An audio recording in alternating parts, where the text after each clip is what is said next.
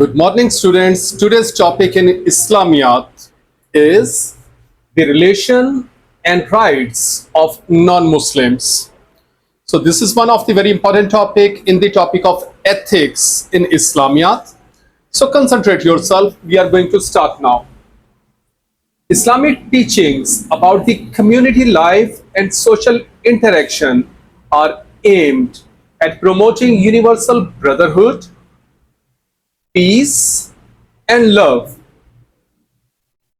Islam does not encourage any kind or degree of compulsion towards the non-Muslim subjects living in a Muslim state.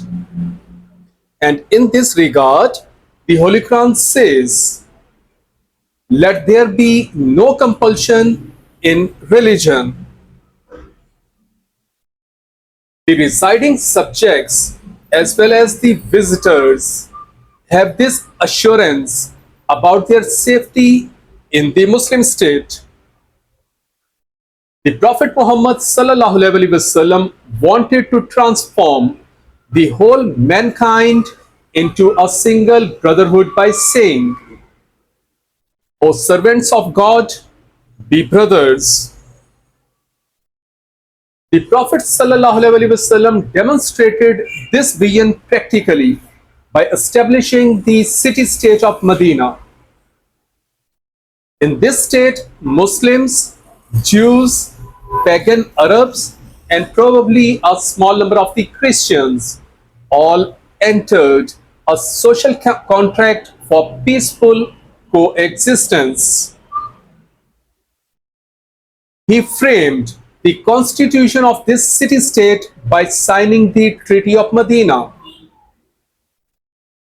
One of the clauses of this treaty stated, "To Muslims their religion, and to Jews their religion."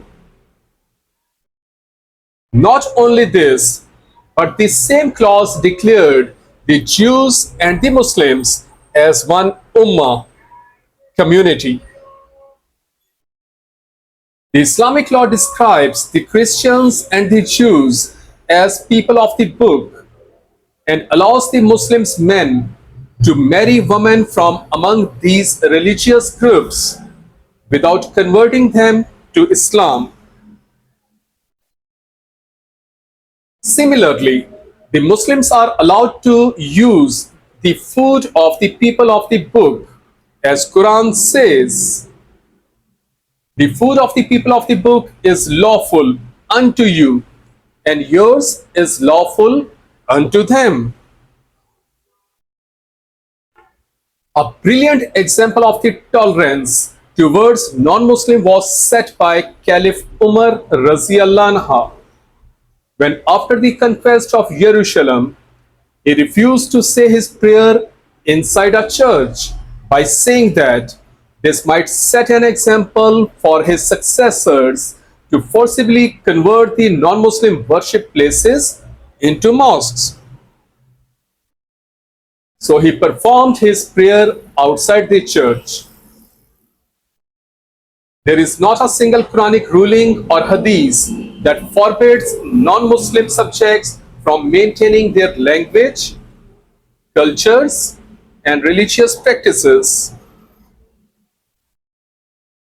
The Prophet ﷺ in this regard specially said, "Whoever oppresses the non-Muslim subjects shall find me to be their advocate on the day of the resurrection." The non-Muslims, therefore, cannot be maltreated or humiliated. The Quran even commands the believers to provide asylum to non-Muslims. It says, "And if any one of the pagans seeks your asylum, O Muhammad, then give him asylum."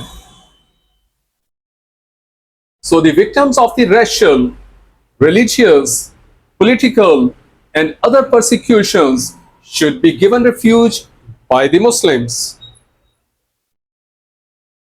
In safeguarding the rights of the non-Muslims, An Islamic State has gone to such extremes as to give the liberty of maintaining even those practices which are entirely opposed to the teachings of the Islam. For example, the consumption of the alcohol is forbidden to Muslims, yet the non-Muslim inhabitants of the country have the liberty to consume, manufacture, import, and sell alcohol. The same is true of the games of the chance and contracts involving usury.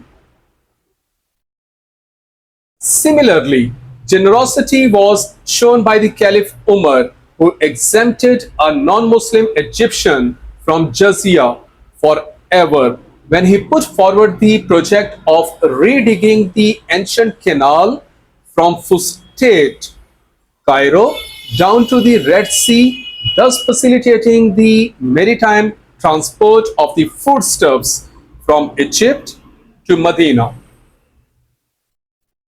So students, this was the topic. This is one of the very important topic. Read this lecture again and make your notes. Thank you so much.